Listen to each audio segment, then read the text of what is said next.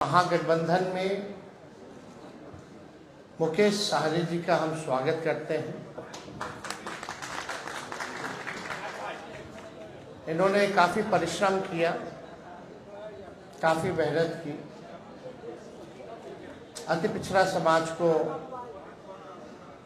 जोड़ने में, उनकी समस्याओं को उठाया, उनके अधिकार के लिए इन्होंने संघर्ष किया और जिस प्रकार से भाजपा के लोगों ने इनके दल को प्रयास करने का, तोड़ने का प्रयास किया, वो हम सब लोगों ने देखा है। तो आज देश में चुनाव हर जगह है, लेकिन हम गारंटी के साथ कह सकते हैं कि जो लोग कल्पना कर रहे हैं और जो लोग नारा लगा रहे हैं 400 पार का, इस बार बिहार की धरती उनको धूल छटाने का काम करेगी।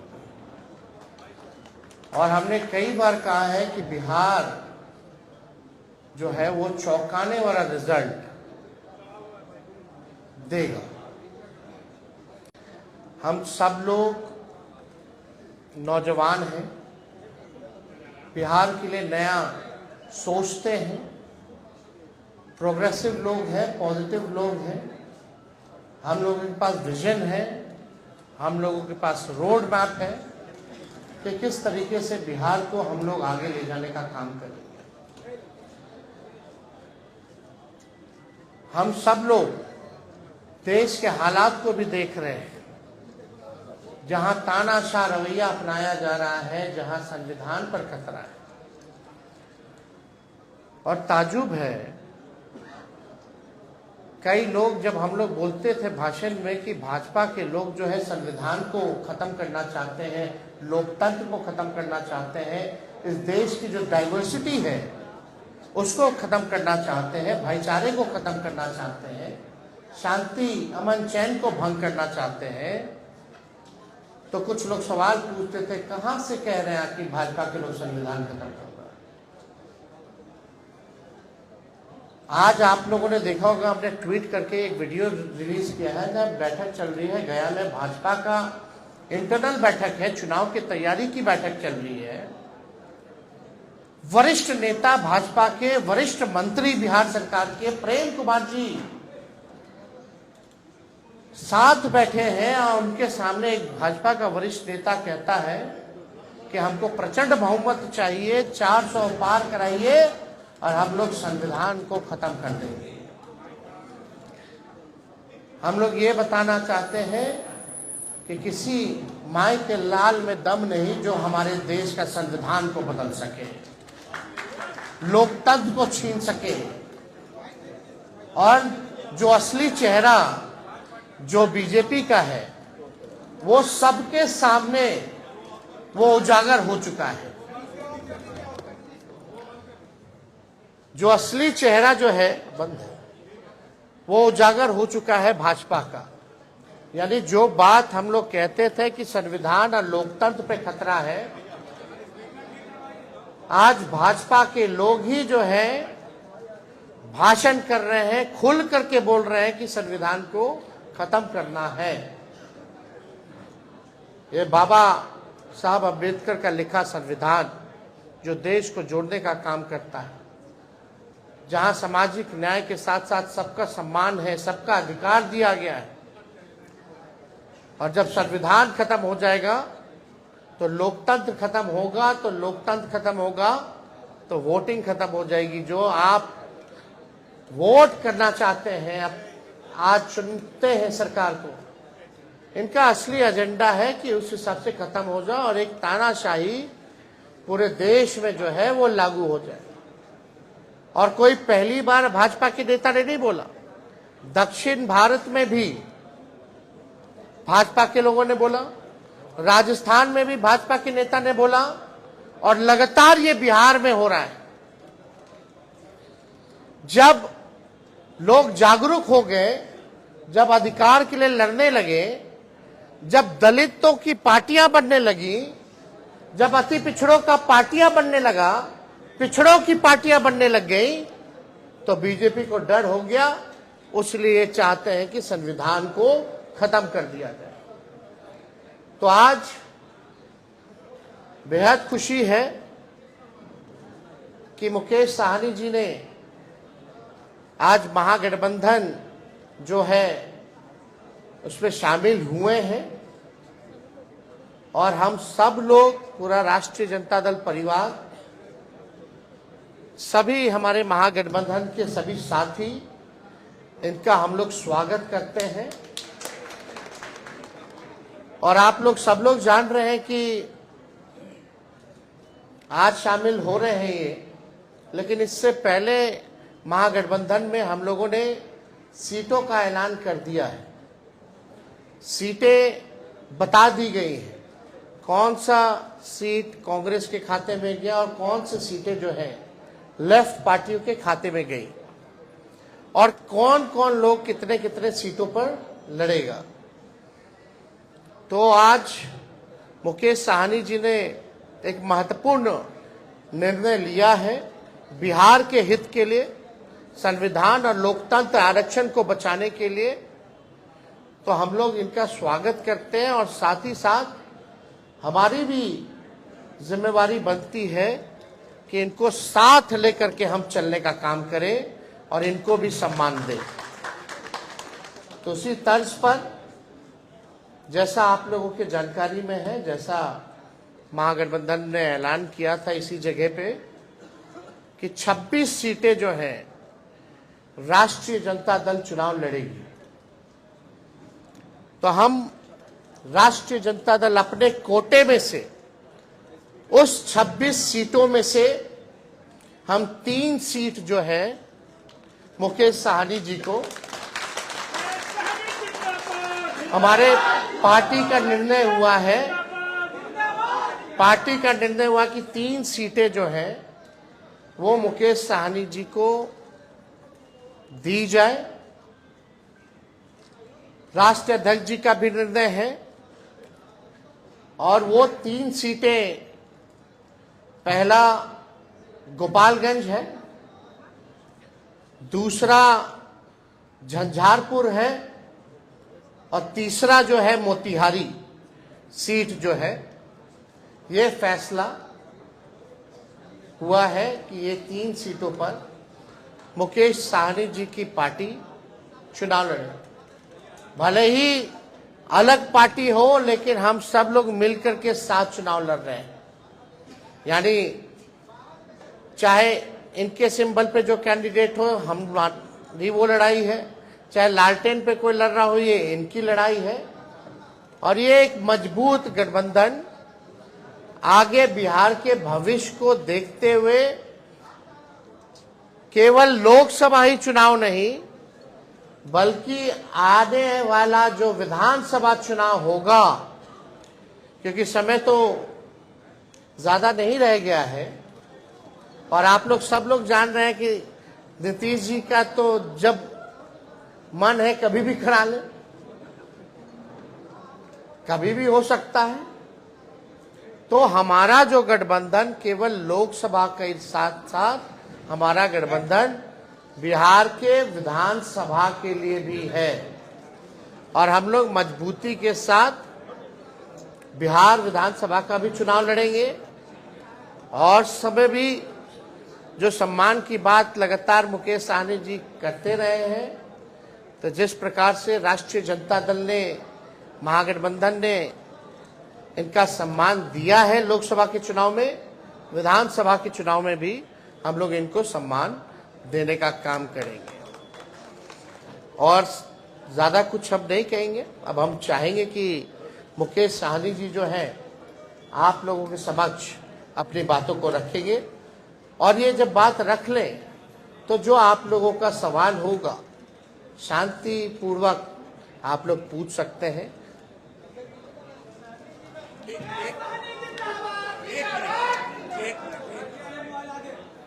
बहुत बहुत धन्यवाद। आज हमारे प्रेस कॉन्फ्रेंस में राष्ट्रीय जनता दल के सभी नेतागण, हमारे हमारे वीआईपी पार्टी के सभी वरिष्ठ नेतागण, नेता प्रतिपक्ष हमारे श्री तेजस्वी प्रसाद यादव जी और तमाम हमारे मीडिया के बंधु, आप सभी को बहुत बहुत धन्यवाद।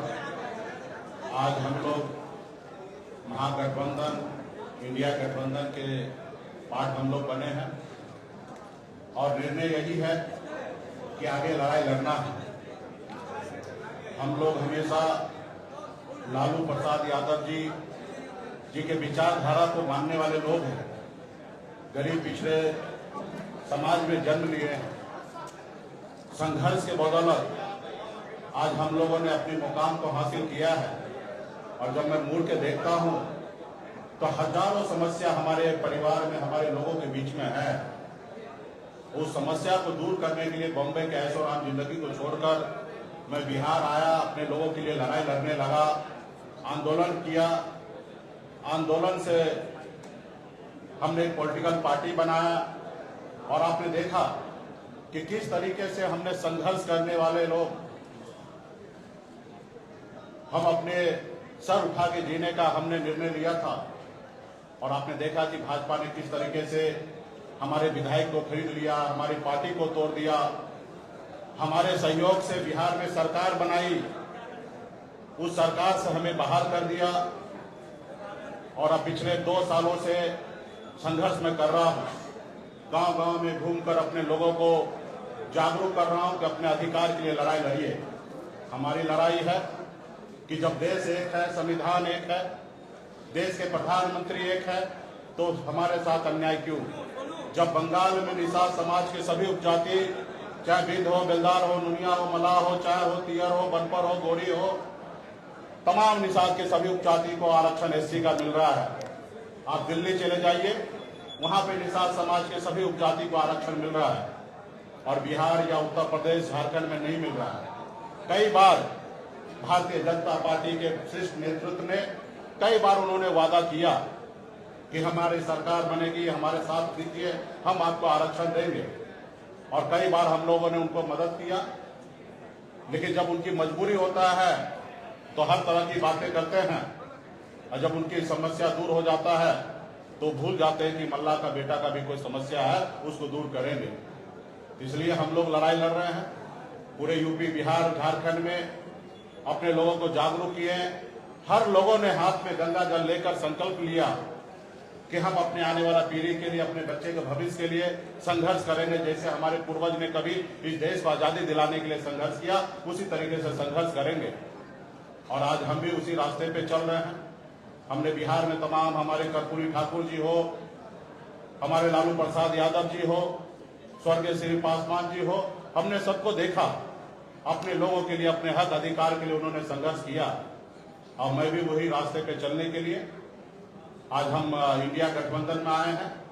और निश्चित तौर पे 2024 का जो चुनाव होगा उसमें आप सभी को और देश के सभी लोगों को ने बिहार का जो रिजल्ट आएगा उसमें चौंकाने वाला रिजल्ट होगा और मजबूती से हम लोग लड़ेंगे।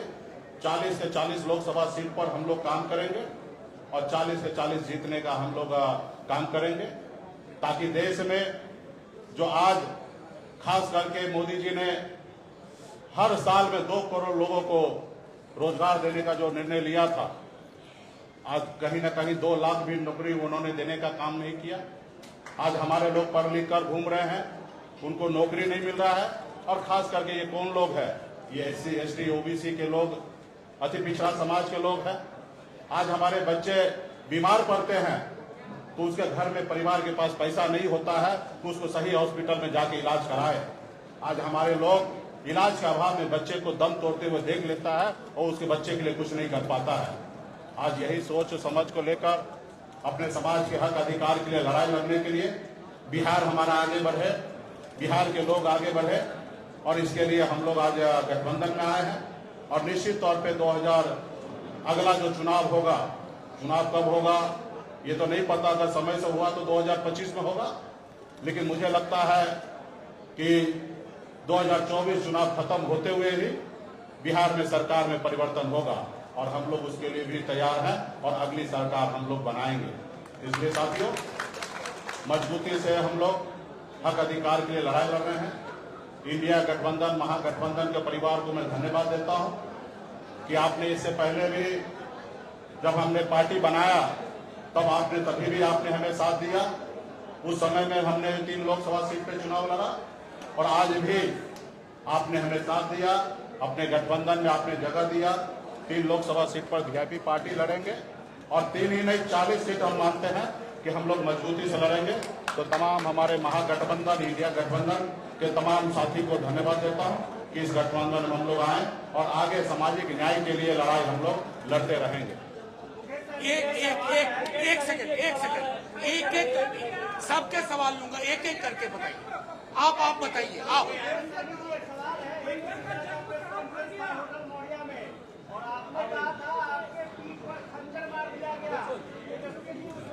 हमें पूरा उम्मीद था कि ये सवाल जरूर आप करेंगे। देखिए, 2 भाई में आपस में नोक-झोंक होता है और हम लोगों को उस समय में जो हुआ वो मेरे लिए भी अच्छा नहीं था, ना ही हमारे छोटे भाई तेजस्वी जी के लिए भी अच्छा था और उससे हमें भी नुकसान हुआ और महागठबंधन का भी नुकसान हुआ था। खैर वो बात हो चुका है, बीत गया है। उस समय में तो सिर्फ हमारा नंबर नहीं घोषणा हुआ, इसके लिए हमने थोड़ा सा कह सकते कि क्रोध प्रकट हमने कर दिया था। लेकिन आप कल्पना कीजिए, जिन्होंने हमारे सीने में खंजर भोंका, जिन्होंने हमारे विधायक को ले लिया, हमें सरकार से बाहर कर दिया, जो सरकार हमने बनाया था, वो अब जरूरी है कि उसको जवाब देने का, उनसे बदला लेने का। और आने वाला समय में जब 2 भाई है, घर है, परिवार है, तो छोटा मोटा नोक-झोंक हुआ, उसको हम लोग अभी आने वाले समय में उसको दूर करेंगे। ऐसे कोई सवाल नहीं होगा ना भूपेंद्र जी? भूपेंद्र जी नहीं होगा तेजस्वी यादव से, अब एक साथ आप रहेंगे? निश्चित तौर पे एक साथ रहेंगे। हम वो नीतीश जी के जैसे नहीं कहेंगे कि मिट्टी में मिल जाएंगे और फिर कहीं नहीं जाएंगे। हम साथ हैं, हमेशा साथ रहेंगे और आगे वो समय आएगा, आप लोगों को जानकारी दे दिया जाएगा। पार्टी फोरम पे इस पर चर्चा होगा, कौन सा सीट पर किसको लड़ाना है, कौन पार्टी के पदाधिकारी लड़ेंगे। और हम लोग पिछड़ा समाज के लोग हैं, निश्चित तौर पे हम लोग चुनाव मैदान में हम 40 से 40 सीट जीतने के लिए आए हैं और मजबूती से हम लोग लड़ाई लड़ेंगे। अति पिछड़ों को सम्मानजनक सीट देंगे। लाई आराम से। निश्चित तौर पे हम वही काम पे रहे हैं। हमने पिछले बार भी आपने देखा होगा, हमने कहा एक सीट लेकर जहर खा लेंगे लेकिन उस गठबंधन में नहीं जाएंगे। हमने निर्णय लिया था, आरक्षण नहीं तो गठबंधन नहीं, गठबंधन नहीं तो वोट नहीं। और वही निर्णय पर, क्योंकि आरक्षण तो केंद्र के सरकार को ही देना था, 10 साल से वही सरकार में है और निश्चित तौर पे हम अपने वादे पे कायम है। और हमारा समाज भी जो हाथ में गंदा जल लेके कसम खाए हैं कि आरक्षण नहीं तो गठबंधन नहीं, उसी पे हम लोग अड़िग रहेंगे और निश्चित तौर पे भाजपा को बिहार से 40 से 40 सीट हम लोग हराने का काम करेंगे। और निश्चित तौर पे जो हमारा आरक्षण की लड़ाई है, निश्चित तौर पे हम राहुल गांधी जी को नेतृत्व में देश में सरकार बनाएंगे, हम अपनी सरकार बनाएंगे और निश्चित तौर पे उसमें जब हमारी सरकार होगा तो निश्चित तौर पे निषाद समाज का आरक्षण लागू होगा।